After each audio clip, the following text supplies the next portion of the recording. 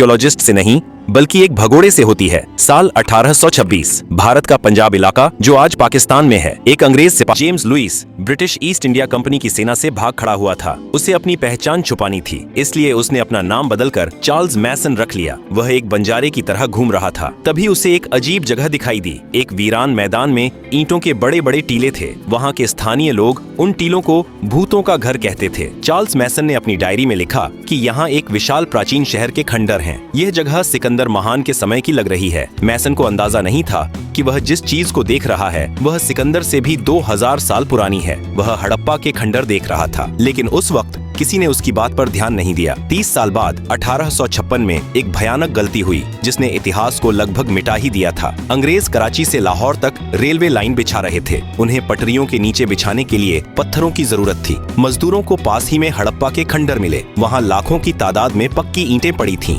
अंग्रेज इंजीनियरों ने सोचा, वाह, मुफ्त की ईंटें। बिना सोचे समझे उन्होंने हड़प्पा की हजारों साल पुरानी इमारतों को तोड़कर उनकी ईंटें रेलवे लाइन के नीचे बिछा दी। इतिहासकारों का कहना है कि लगभग 160 किलोमीटर लंबी रेलवे लाइन हड़प्पा की ईंटों पर टिकी है। अनजाने में दुनिया की सबसे पुरानी सभ्यता का एक बड़ा हिस्सा ट्रेन के पहियों के नीचे कुचल दिया गया। साल 1920 भारत में पुरातत्व विभाग के director general sir John Marshall थे। उनके साथ 2 भारतीय आर्कियोलॉजिस्ट काम कर रहे थे, दयाराम साहनी और राखाल दास बनर्जी। दयाराम साहनी ने हड़प्पा में खुदाई शुरू की और राखाल दास बनर्जी ने सिंध में एक और टीले को खोदना शुरू किया जिसे स्थानीय लोग मोहनजोदड़ो कहते थे, जिसका सिंधी भाषा में मतलब था मुर्दों का टीला। जैसे जैसे मिट्टी हटती गई, एक ऐसी दुनिया सामने आई जिसने पूरी दुनिया को चौंका दिया। यह कोई मामूली गांव नहीं था, यह एक मेट्रोपॉलिटन सिटी था। सीधी सड़कें जो एक दूसरे को 90 डिग्री पर काटती थीं, पक्की ईंटों के 2 मंजिला और 3 मंजिला घर, हर घर में अपना कुआं और बाथरूम, और सबसे हैरान करने वाली बात, कवर्ड ड्रेनेज सिस्टम। नालियां ढकी हुई थीं और हर घर का गंदा पानी मेन सीवर लाइन में जाता था। लंदन और पेरिस में भी उस वक्त ऐसा सीवेज सिस्टम नहीं था जैसा 5000 साल पहले भारत के लोगों ने बना लिया था। जॉन मार्शल ने पूरी दुनिया के सामने ऐलान किया कि भारत का इतिहास अब 2000 साल नहीं बल्कि 5000 साल पुराना हो गया है। सिंधु घाटी सभ्यता की सबसे बड़ी पहेली इसकी समानता है। हड़प्पा से लेकर मोहनजोदड़ो तक, लोथल से लेकर कालीबंगन तक, यह सभ्यता 10 लाख वर्ग किलोमीटर में फैली थी, लेकिन हर शहर एक जैसा था। ईंटों का साइज हर जगह सेम था, बाट हर जगह सेम थे, सड़कों की चौड़ाई हर जगह सेम थी। बिना इंटरनेट, बिना फोन और बिना तेज गाड़ियों के इतने बड़े इलाके में इतना स्टैंडर्डाइजेशन कैसे संभव था? क्या कोई एक केंद्रीय सरकार थी जो सबको कंट्रोल करती थी, या ये लोग इतने अनुशासित थे कि खुद ही नियमों का पालन करते थे? आमतौर पर जब हम मिस्र या मेसोपोटामिया की पुरानी सभ्यताओं को देखते हैं तो वहाँ सबसे बड़ी इमारतें मंदिर या राजाओं के महल होती हैं, लेकिन सिंधु घाटी में ऐसा कुछ नहीं मिला। कोई बहुत बड़ा मंदिर नहीं, कोई बहुत बड़ा महल नहीं, कोई विशाल मूर्ति नहीं। वहाँ जो सबसे बड़ी इमारत मिली वो थी द ग्रेट बाथ, एक विशाल स्विमिंग पूल। इससे पता चलता है कि ये लोग धर्म या राजा को नहीं बल्कि सफाई और आम जनता को ज्यादा महत्व देते थे। यह शायद दुनिया की पहली डेमोक्रेटिक या समतावादी समाज था जहां अमीर और गरीब में ज्यादा फर्क नहीं था। लेकिन हर महान कहानी में एक अंधेरा कोना भी होता है। खुदाई के दौरान मोहनजोदड़ो में आर्कियोलॉजिस्ट्स को कुछ ऐसा मिला जिसने उनके रोंगटे खड़े कर दिए। सड़कों पर और सीढ़ियों पर बिखरे हुए कंकाल, ऐसा लग रहा था जैसे कोई अचानक मौत आई और लोग जहाँ थे वहीं मर गए। किसी ने भागने की कोशिश नहीं की, किसी को दफनाने का मौका नहीं मिला। इन कंकालों को देखकर एक सवाल खड़ा हुआ, क्या हुआ था उस दिन? क्या कोई बाढ़ आई थी, या कोई महामारी, या फिर जैसा कि कुछ विवादित थ्योरीज कहती हैं, क्या वहाँ कोई महायुद्ध हुआ था जिसे हम महाभारत कहते हैं, या कोई परमाणु विस्फोट? इस सभ्यता की लिपि आज तक पढ़ी नहीं जा सकी है। वो पत्थर जिन पर अजीबोगरीब जानवर और चिन्ह बने हैं वो खामोश हैं। इतिहासकारों के लिए दुनिया का सबसे बड़ा सरदर्द क्या है? मिस्र के पिरामिडों के अंदर लिखी इबारतों को हम पढ़ सकते हैं, मेसोपोटामिया की मिट्टी की तख्तियों को हम पढ़ सकते हैं, लेकिन सिंधु घाटी की लिपि आज भी एक गूंगी पहेली बनी हुई है। खुदाई में हमें हजारों की तादाद में छोटी छोटी मोहरें मिली हैं। ये सेल खड़ी पत्थर की बनी है। इन पर अजीबोगरीब चिन्ह बने हैं, मछली, जार, तीर और आदमी। कुल मिलाकर 400 से ज्यादा चिन्ह मिले हैं। समस्या क्या है? समस्या यह है कि हमें आज तक कोई रोजेटा स्टोन नहीं मिला। सिंधु घाटी के लोगों ने अपनी भाषा का कोई अनुवाद द्रविड़ भाषा की पूर्वज है। कुछ कहते हैं यह संस्कृत से जुड़ी है और कुछ पश्चिमी विद्वान तो यहाँ तक कहते हैं कि यह कोई भाषा है ही नहीं, ये सिर्फ सिंबल्स या लोगो हैं, जैसे आज ट्रैफिक साइन या कंपनी के लोगो होते हैं। हम नहीं जानते कि वे क्या लिख रहे थे, क्या वो भगवान के मंत्र थे या सिर्फ सामान की रसीद। सिंधु घाटी की मोहरों पर सबसे ज्यादा जिस जानवर की तस्वीर मिली है वह शेर या हाथी नहीं है, वह है एक सींग वाला जानवर। हजारों मोहरों पर एक ऐसा जानवर बना है जिसका शरीर बैल जैसा है लेकिन सिर पर सिर्फ एक लंबा सींग है, उसके सामने एक अजीब सा स्टैंड रखा होता है। सवाल, क्या 5000 साल पहले भारत में यूनिकॉर्न होते थे? जीव विज्ञान कहता है नहीं। तो फिर ये क्या था? शायद यह एक बैल का साइड प्रोफाइल है, जहाँ दूसरा सींग पहले सींग के पीछे छुप गया है। या शायद यह उनका कोई धार्मिक प्रतीक था, जैसे आज हम नंदी या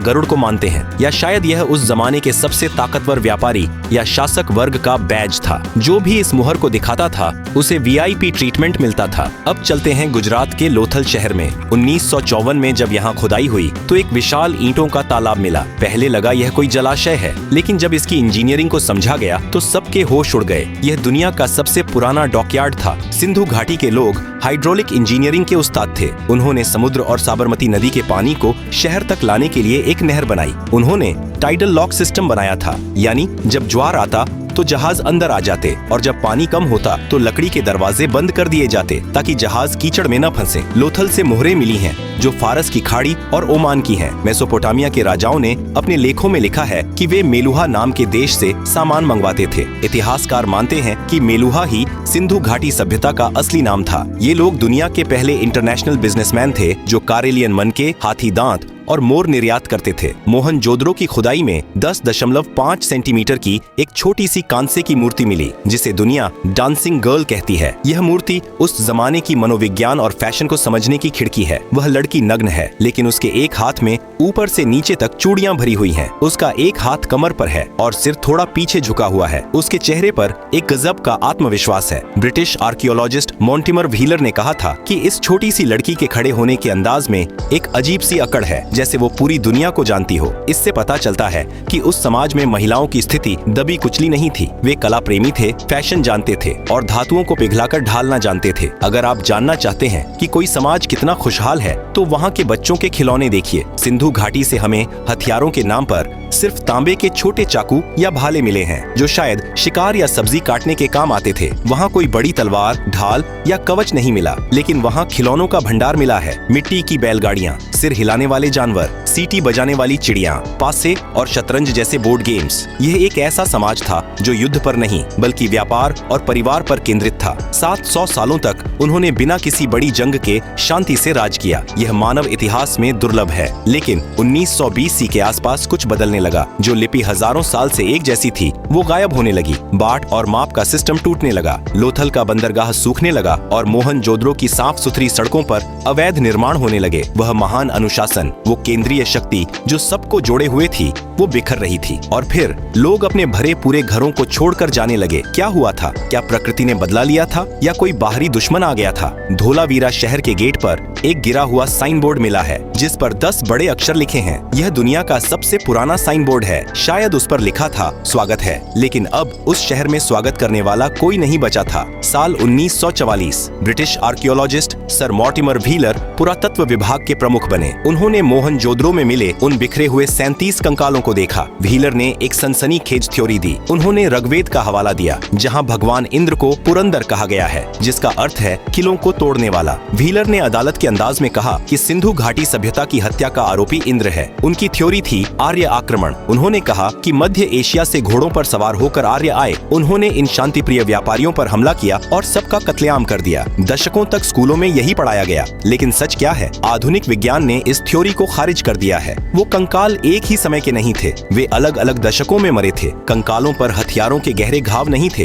जो किसी बड़े युद्ध की ओर इशारा करते। राखी घड़ी में मिले डीएनए सैंपल्स से पता चलता है कि यहाँ के लोगों का जीन पूल हजारों सालों से एक जैसा था। कोई अचानक विदेशी बदलाव नहीं आया था। तो अगर युद्ध नहीं हुआ तो वो मरे कैसे? हत्यारा कोई इंसान नहीं बल्कि जलवायु परिवर्तन था। सिंधु घाटी सभ्यता सिर्फ सिंधु नदी पर नहीं बल्कि एक और विशाल नदी पर निर्भर थी, घग्गर हकरा नदी, जिसे कई विद्वान पौराणिक सरस्वती नदी मानते हैं। सैटेलाइट इमेजरी और भूवैज्ञानिक बताते हैं कि करीब 2000 बीसी से 1920 सी के आसपास हिमालय में बड़े भूकंप आए। इन भूकंपों ने जमीन को ऊपर उठा दिया और नदियों का रास्ता बदल दिया। यमुना नदी, जो जो पहले सरस्वती में मिलती थी वह पूरब की तरफ मुड़कर गंगा में मिल गई। सतलज नदी पश्चिम की तरफ मुड़कर सिंधु में मिल गई। परिणाम, वह विशाल सरस्वती नदी जिसके किनारे हजारों शहर बसे थे वह सूखने लगी। सोचिए उस मनोवैज्ञानिक डर को, जब आपके शहर का कुआं सूख जाए, फसलें मर जाएं और बारिश होना बंद हो जाए। यह एक धीमी मौत थी। लोग भूखे मरने लगे और बीमारियों ने उन्हें जकड़ लिया। मोहनजोदड़ो के वो कंकाल शायद महामारी के शिकार थे, युद्ध के नहीं। अब बात करते हैं उस सबसे विवादित और रहस्यमयी थ्योरी की जो अक्सर इंटरनेट पर तैरती है। क्या मोहनजोदड़ो में 4000 साल पहले परमाणु विस्फोट हुआ था? दावा किया जाता है कि मोहनजोदड़ो में एक खास जगह है जहां रेडियो एक्टिव राख मिली है। वहां के पत्थर पिघलकर कांच बन गए हैं जो सिर्फ 1500 डिग्री सेल्सियस से ऊपर के तापमान पर होता है। महाभारत के सौप्तिक पर्व में एक ब्रह्मास्त्र का जिक्र है जिसकी चमक हजारों सूर्यों जैसी थी। लेकिन वैज्ञानिक सच यह है कि यह थ्योरी सुनने में रोमांचक है, पर विज्ञान इसे नहीं मानता। वो पिघले हुए पत्थर परमाणु बम से नहीं बल्कि मिट्टी के बर्तनों की भट्टियों के ज्यादा गर्म होने से बने थे। रेडियो एक्टिविटी का कोई ठोस सबूत किसी भी प्रतिष्ठित लैब ने कंफर्म नहीं किया है। वो राख सदियों से जमा हुई धूल और ईंटों का चूरा था। लेकिन यह सच है कि महाभारत में वर्णित द्वारका नगरी का डूबना और सिंधु घाटी का पतन एक ही कालखंड के आसपास हो सकता है। जब नदियां सूख गईं और शहर रहने लायक नहीं बचे तो लोगों ने क्या किया? उन्होंने पलायन शुरू किया। वे अपने आलीशान पक्के घरों, ड्रेनेज सिस्टम और स्विमिंग पूल को छोड़कर पूरब और दक्षिण की तरफ चल पड़े। वे गंगा यमुना के मैदानों और गुजरात महाराष्ट्र के इलाकों में जाकर बस गए। लेकिन एक त्रासदी हुई। नए इलाकों में संसाधन कम थे। उन्हें वापस गांव की तरफ लौटना पड़ा। अगली कुछ सदियों में लिखना पढ़ना भुला दिया गया। ईंटों के स्टैंडर्ड साइज का ज्ञान खो गया। इंटरनेशनल ट्रेड बंद हो गया। इसे इतिहास में शहरीकरण का अंत कहा जाता है। भारत 1000 साल पीछे चला गया। तो क्या सिंधु घाटी सभ्यता पूरी तरह मर गई? नहीं, शहर मरे थे, लोग नहीं। सिंधु घाटी के लोग कहीं गायब नहीं हुए, वे हम बन गए। आज भी हम जिस तरह नमस्ते करते हैं, जिस तरह मांग में सिंदूर भरते हैं, जिस तरह पीपल के पेड़ की पूजा करते हैं या जिस तरह अपनी साधी पहनते हैं, यह सब हमें किसी किताब ने नहीं सिखाया। यह हमारे डीएनए में 5000 साल से चला आ रहा है। हड़प्पा की ईंटें टूट गईं, लेकिन उनकी संस्कृति आज भी भारत की आत्मा में सांस ले रही है। लेकिन एक सवाल अभी भी बाकी है। राखी गढ़ी की हालिया डीएनए रिपोर्ट ने एक ऐसा खुलासा किया है जिसने आर्य सिद्धांत और भारतीय इतिहास की किताबों को बदलने की चुनौती दे दी है। क्या हम सच में बाहर से आए थे या हम हमेशा से यहीं थे? हरियाणा का हिसार जिला, यहाँ एक गांव है राखी गढ़ी। यह जगह हड़प्पा और मोहनजोदड़ो से भी बड़ी साइट मानी जा रही है। साल 2015 से 16 में यहाँ पुरातत्वविदों ने खुदाई की और उन्हें एक 4500 साल पुराना महिला का कंकाल मिला। वैज्ञानिकों ने इस कंकाल के कान की हड्डी से डीएनए निकाला। यह एक बहुत मुश्किल काम था, लेकिन कामयाबी मिली। 2019 में जब इस डीएनए की रिपोर्ट दुनिया के सामने आई तो इतिहास की किताबों में भूचाल आ गया। उस महिला के डीएनए में स्टेपी यानी आर्यन जीन का कोई नामो निशान नहीं था। यानी तथाकथित आर्य उस समय वहां मौजूद नहीं थे। उसका डीएनए आज के दक्षिण भारतीय और उत्तर भारतीय दोनों से मेल खाता है। निष्कर्ष यह है कि हम सब, चाहे उत्तर के हों या दक्षिण के, उसी हड़प्पा महिला के वंशज हैं। आर्य और द्रविड़ की लड़ाई शायद राजनीति ने बनाई थी। विज्ञान ने साबित कर दिया कि हड़प्पा के लोग ही आधुनिक भारतीय हैं। हम कहीं बाहर से नहीं आए, हम हमेशा से यहीं थे। अब चलते हैं उत्तर प्रदेश के बागपत जिले में सनौली गांव। यहाँ 2018 में ASI को कुछ ऐसा मिला जिसने इस धारणा को तोड़ दिया कि सिंधु घाटी के लोग सिर्फ शांति प्रिय व्यापारी थे और लड़ना नहीं जानते थे। सनौली में जमीन के नीचे से शाही ताबूत मिले और उनके साथ मिले युद्ध रथ, तांबे की तलवारें, ढाल, हेलमेट और घोड़ों या बैलों द्वारा खींचे जाने वाले रथ। यह खोज 2000 BC से 1800 BC के आसपास की है। यह वही समय है जब महाभारत का युद्ध माना जाता है। सनौली के ये योद्धा बताते हैं कि हमारे पूर्वज सिर्फ ईंटें जोड़ना नहीं बल्कि तलवार चलाना भी जानते थे। यह खोज वैदिक संस्कृति और हड़प्पा संस्कृति के बीच की गुम हुई कड़ी हो सकती है। 5000 साल बाद आज हम 21वीं सदी में खड़े हैं। हमारे पास स्मार्टफोन्स हैं, सैटेलाइट्स हैं और बुलेट ट्रेन है। लेकिन क्या हम हड़प्पा वालों से ज्यादा समझदार हैं? जब मुंबई या दिल्ली में थोड़ी सी बारिश होती है तो सड़कों पर पानी भर जाता है, सीवर जाम हो जाते हैं। हड़प्पा वालों ने 5000 साल पहले ऐसी नालियां बनाई थीं जो कभी जाम नहीं होती थीं। उन्होंने पानी की एक एक बूंद की कीमत समझी थी।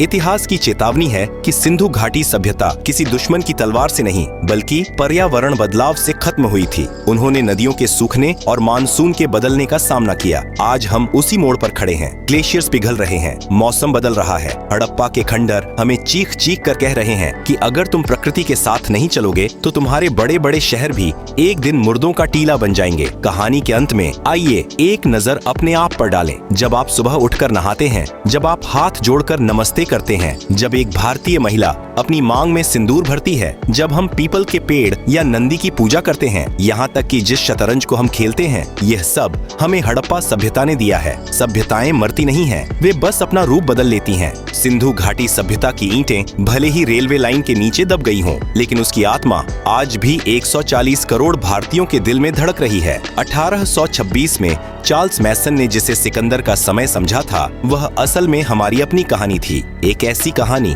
जो कभी खत्म नहीं हुई। हम ही हड़प्पा हैं, हम ही मोहनजोदड़ो हैं।